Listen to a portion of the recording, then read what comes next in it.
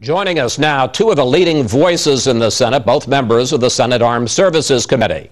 From St. Louis, Democrat Claire McCaskill, one of the president's key congressional allies.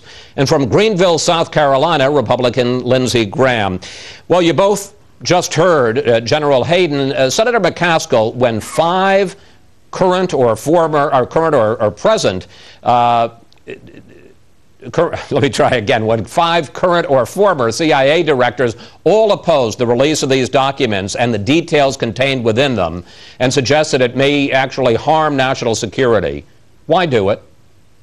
Well, I think transparency is not something that comes easily to CIA directors, but it's very important to this president. And this has been a dark chapter. We had lawyers in our government that were approving illegal activity. And I think what the president has decided that in the long run, clearing the air and saying to the rest of the world that we're going to return to a place where we're setting a better example as to what democracy and the rule of law means. Senator Graham, you fought against some of these enhanced interrogation techniques, especially waterboarding. Yes. Do you think it was wise to make all this information public? No, but I do believe we have changed our behavior as a nation. The law now is very clear. It's not the shots to conscience test. The Military Commissions Act codified the new War Crimes Act, which clearly outlaws waterboarding. I'm concerned that these memos are going to chill receiving input in the future by our president and has overly informed our enemies of the things that may await them. But the idea of waterboarding being legal is certainly not the case anymore, and I always thought it was a procedure that would come back to haunt the nation, and quite frankly it has. Senator Graham, what do you think of the transparency argument, the openness argument that Senator McCaskill just made? I don't care to be transparent and open to Al-Qaeda. The one thing you want to do in a war is to keep the enemy off their timing and to release the Army Field Manual, which is online, and to say that's the only interrogation technique available to the United States, here it is, go learn about it, is a mistake. Releasing these memos, where some techniques I do believe are Geneva Convention compliant, do not violate the War Crimes Act, and showing the outer limits is a huge tactical and strategic mistake done for political reasons and has hurt our nation's ability to defend herself. Senator McCaskill?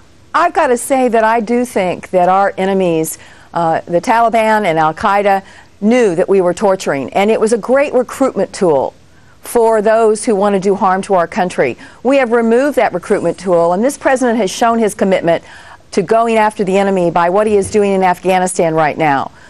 Even though some on the left of our party are chewing on him pretty good, he has said very clearly, we will continue our commitment to fight terrorism and to root out those people around the world that want to do America harm.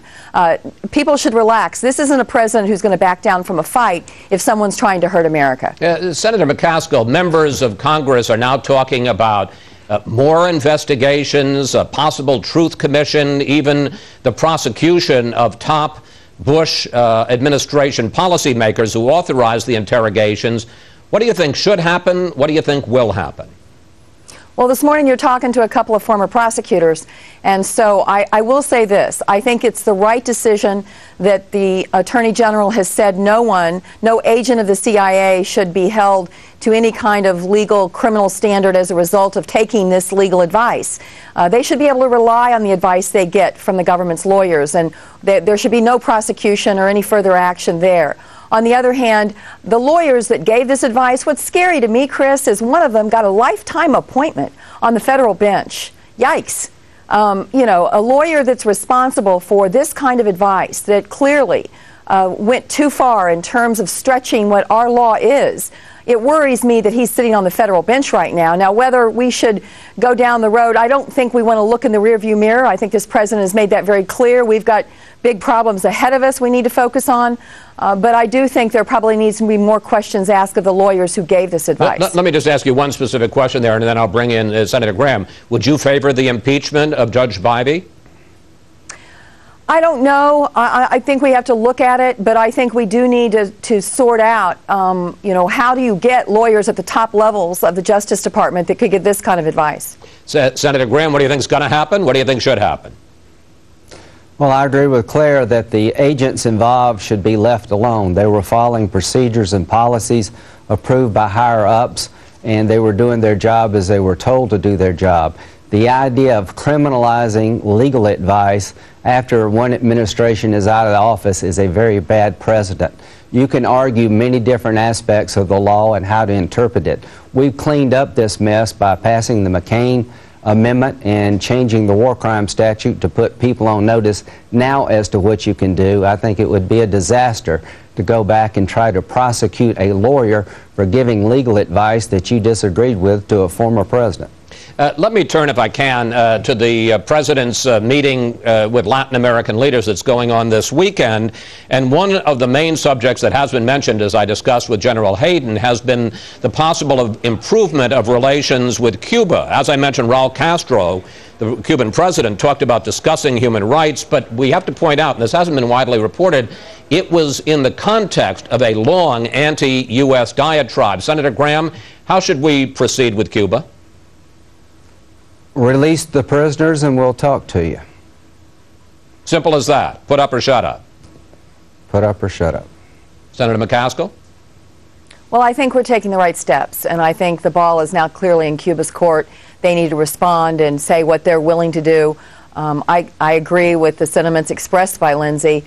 I must also say that opening up the market of Cuba to Missouri's farmers is very important to this United States senator. I think we have markets there that our agricultural economy in this country needs, and I think we need to look at that as a long-term goal. But there clearly needs to be more done on the part of Cuba to send the right signal to America that they're willing to engage as a trade partner or to go any further down this line of normalizing our relationship. As President Obama has traveled the world the last couple of weeks, he has spent a lot of time apologizing for previous action by U.S. presidents and administrations. Let's take a look at that. There have been times where America has shown arrogance and been dismissive. A demand for these drugs in the United States is what is helping to keep these cartels in business. We've at times been disengaged, and at times we've sought to dictate our terms. But I pledge to you that we seek an equal partnership. Senator Graham, is this reaching out to other countries constructive, or is it just pandering? Well, I tell you, the fruits of this effort will determine how successful it is. It doesn't sit well with me, but he is now my president. The key is, can he rally the world to stop the Iranians from producing nuclear weapons? Can he rally the world to do something about a North Korea missile program that is moving forward? Can he rally the world to impose sanctions on North Korea after they kick out the weapons inspectors? If talking poorly about the past in the United States can do that, good. I don't believe it will. We're looking now for action, not just rhetoric, not political rhetoric. He has a chance and an opportunity and a requirement to do something about Iran and North Korea by getting the world involved, China and Russia particularly. We'll see if he's able to perform that task. That is his job now. Senator McCaskill, constructive or pandering? Constructive. History has shown many, many times that diplomacy works. And it's not rhetoric, it's diplomacy. And we have been arrogant sometimes. I think this is a pragmatic president. He's going to be tough and firm with our enemies, but he also is going to do what's necessary to reestablish our position in the world as a leading country to be admired and to be joined in these challenges we face, whether it's North Korea or Iran. And I know the president shares my view and Lindsey Graham's view that nuclear weapons in Iran is a non-starter and that we must do something about North Korea and the missile launch that they did.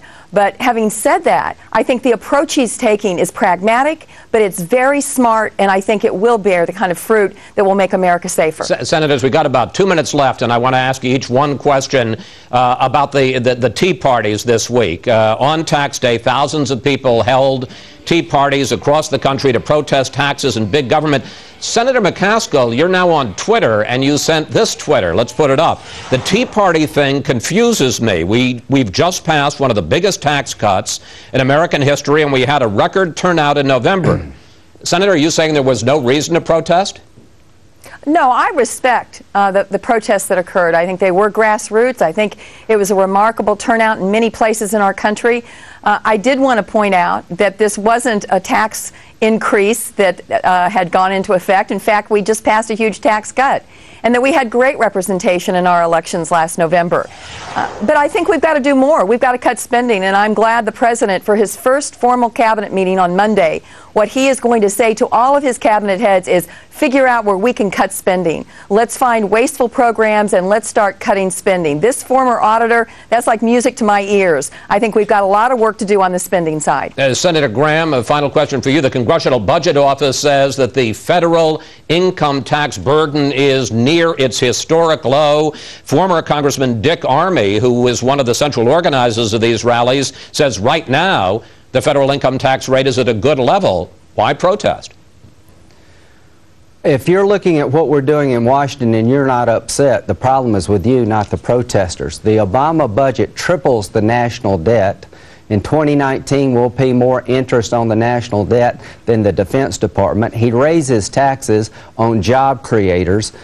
He cuts the defense budget dramatically over a 10-year period. This is a budget that's a nightmare for the country. The stimulus bill and the omnibus bill together have spent more money in 90 days than we did in Iraq, or Afghanistan, and Katrina combined. People need to be upset. This is a complete, absolute abandonment of fiscal discipline, and the Obama budget is a roadmap for disaster that will bankrupt this country. I am glad people took to the streets. There's nothing wrong with you. The problem's wrong in Washington. This is not the change people were hoping for. This is unbelievable growth in government at a time we can afford it the least. Senator Graham, Senator McCaskill, obviously strong views there. Thank you both.